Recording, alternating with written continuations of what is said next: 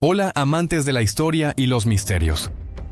Hoy vamos a desenterrar uno de los capítulos más oscuros y devastadores de la historia de América del Norte. Es una historia que involucra poder, codicia y la aniquilación casi total de una especie icónica. Hablaremos del bisonte americano y de cómo, en un abrir y cerrar de ojos, 60 millones de ellos desaparecieron de la faz de la Tierra.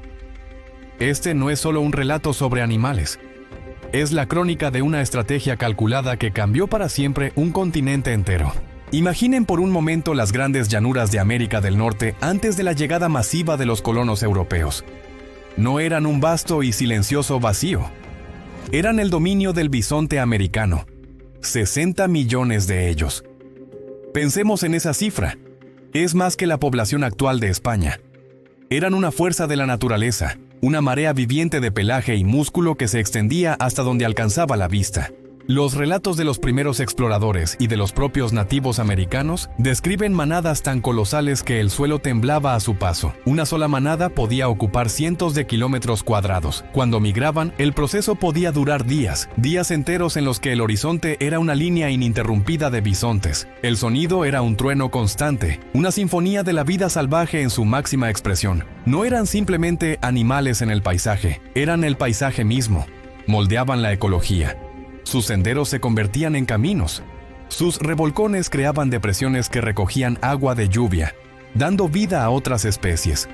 Eran, en esencia, el corazón palpitante de las llanuras. Para las tribus nativas como los Sioux, los Cheyenne o los Comanche, el bisonte era todo. Su supermercado, su ferretería y su templo. Todo en uno. Les proporcionaba alimento, ropa, refugio con sus pieles, herramientas con sus huesos y un profundo sentido espiritual. La vida de estas naciones giraba en torno al ciclo del bisonte. Eran una parte integral de un ecosistema equilibrado y próspero. Y entonces, en un suspiro geológico, todo cambió. Entre 1830 y 1880, en apenas 50 años, esa población de 60 millones fue aniquilada. Para finales del siglo XIX, quedaban menos de 1000 bisontes en estado salvaje. Menos de 1000. De 60 millones a unos pocos cientos. La pregunta que resuena a través de la historia es, ¿cómo pudo ocurrir algo tan drástico en tan poco tiempo? ¿Fue simplemente caza desmedida? La respuesta, como verán, es mucho más compleja y siniestra. Aquí es donde el misterio se convierte en una crónica de conquista. La desaparición del bisonte no fue un accidente ecológico. Fue una estrategia deliberada, una herramienta de guerra y una política de Estado. A medida que Estados Unidos se expandía hacia el oeste bajo la doctrina del destino manifiesto, se encontró con un obstáculo formidable: las tribus nativas de las llanuras.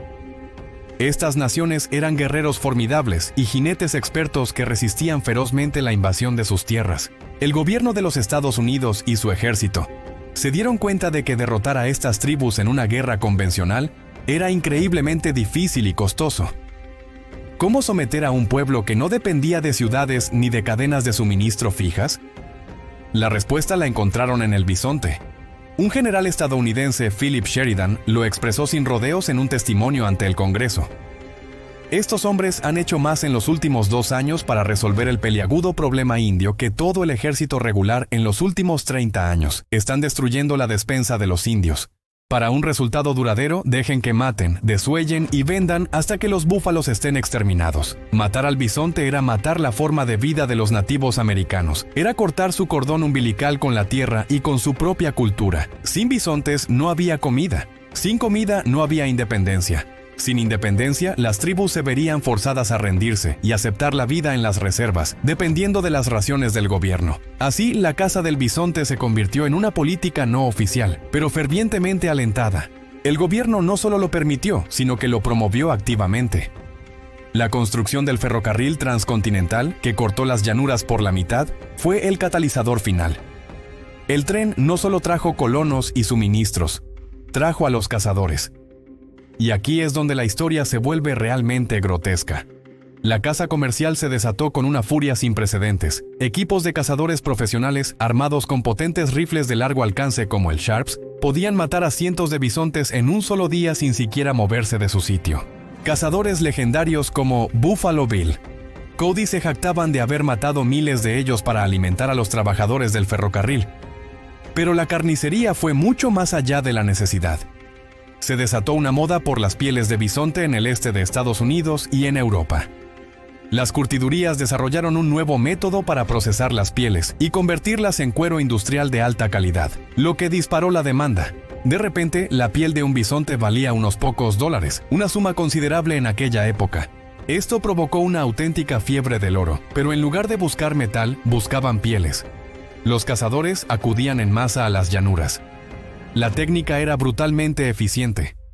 Un cazador experto se posicionaba a favor del viento, a varios cientos de metros de una manada, y comenzaba a disparar. Apuntaba a los líderes y la manada, confundida y sin dirección, a menudo se quedaba quieta, permitiendo al cazador abatirlos uno por uno. El resto del equipo llegaba después para desollar a los animales, tomando únicamente la piel y a veces la lengua, considerada un manjar. El resto del cuerpo, toneladas y toneladas de carne, se dejaba pudrir bajo el sol. Las llanuras se transformaron en un vasto y apestoso cementerio. Los viajeros describían paisajes cubiertos de esqueletos hasta donde alcanzaba la vista. Montañas de huesos de bisonte, de varios metros de altura, se acumulaban junto a las vías del tren, esperando ser transportadas al este para ser convertidas en fertilizantes y carbón animal. Era una industria de la muerte, una línea de montaje que desmantelaba sistemáticamente un ecosistema entero. Y luego estaba la llamada caza deportiva, quizás el aspecto más cruel de todos. Los ferrocarriles organizaban excursiones especiales. Los turistas, cómodamente sentados en los vagones, disparaban a las manadas de bisontes desde las ventanillas mientras el tren pasaba lentamente. No había intención de recuperar los cuerpos ni de usar ninguna parte del animal. Era puro entretenimiento, una demostración macabra de dominio. Mataban por el simple placer de matar, dejando tras de sí un rastro de cadáveres que servían de festín para los lobos y los buitres. En solo una década, de 1870 a 1880, se estima que se mataron más de 30 millones de bisontes. La velocidad y la escala del exterminio son casi incomprensibles. En 1871, una sola manada en Arkansas fue atacada por tantos cazadores que un testigo describió el sonido de los rifles como un rugido continuo, como el de una batalla. Para 1883, la gran manada del sur había sido completamente aniquilada. La manada del norte corrió la misma suerte poco después. El impacto sobre las tribus nativas fue exactamente el que el gobierno había previsto, catastrófico. Privados de su principal fuente de sustento, enfrentaron el hambre, la desesperación y la humillación. Su resistencia se desmoronó. Se vieron obligados a firmar tratados que los confinaban en reservas, a menudo en tierras áridas e improductivas. La destrucción del bisonte no fue solo un genocidio animal, fue el arma principal en un genocidio cultural. Se borró una forma de vida que había existido durante milenios. La historia del bisonte, sin embargo, no termina en la extinción total, aunque estuvo increíblemente cerca. Un puñado de conservacionistas y ganaderos visionarios, como William Hornaday y Charles Goodnight, se dieron cuenta del horror que estaba ocurriendo y actuaron. Capturaron a los pocos bisontes salvajes que quedaban y los criaron en cautiverio. Estos pequeños rebaños privados, junto con la manada protegida en el recién creado Parque Nacional de Yellowstone, se convirtieron en el último refugio de la especie. De estos pocos cientos de supervivientes descienden todos los bisontes que vemos hoy. La recuperación del bisonte es una de las grandes historias de éxito de la conservación en Estados Unidos. Hoy en día, la población ronda los 500,000 individuos, repartidos en rebaños públicos y privados. Aunque es una cifra muy lejana a los 60 millones originales, es un testimonio de la resiliencia de la naturaleza y del poder del arrepentimiento humano. El bisonte fue nombrado Mamífero Nacional de los Estados Unidos en 2016, un reconocimiento simbólico de su importancia histórica y cultural. Pero no debemos olvidar la lección. La casi extinción del bisonte es un recordatorio brutal del poder destructivo de la humanidad cuando la codicia y la ideología se combinan. Demuestra cómo un ecosistema entero puede ser desmantelado en una sola generación por razones políticas y económicas. El misterio de su desaparición no es un misterio en absoluto. Fue un plan ejecutado con una eficiencia aterradora. La próxima vez que vean la imagen de un bisonte, no piensen solo en un animal majestuoso, piensen en los 60 millones que ya no están. Piensen en las llanuras cubiertas de huesos y en el silencio que reemplazó al trueno de sus pezuñas. Es una historia que debe ser contada y recordada, no solo como un hecho del pasado, sino como una advertencia para el futuro. Esta es una de esas historias que nos hacen reflexionar profundamente sobre nuestro impacto en el planeta. Si crees que este capítulo oscuro de la historia nunca debe ser olvidado, Te invito a que comentes abajo con la palabra bisonte. Compartir y discutir estos eventos es la mejor manera de asegurar que no se repitan. Gracias por acompañarme en este viaje al pasado. Si te apasionan los misterios, los datos históricos y las historias que te hacen pensar, no olvides suscribirte al canal y activar la campanita para no perderte nuestros próximos videos.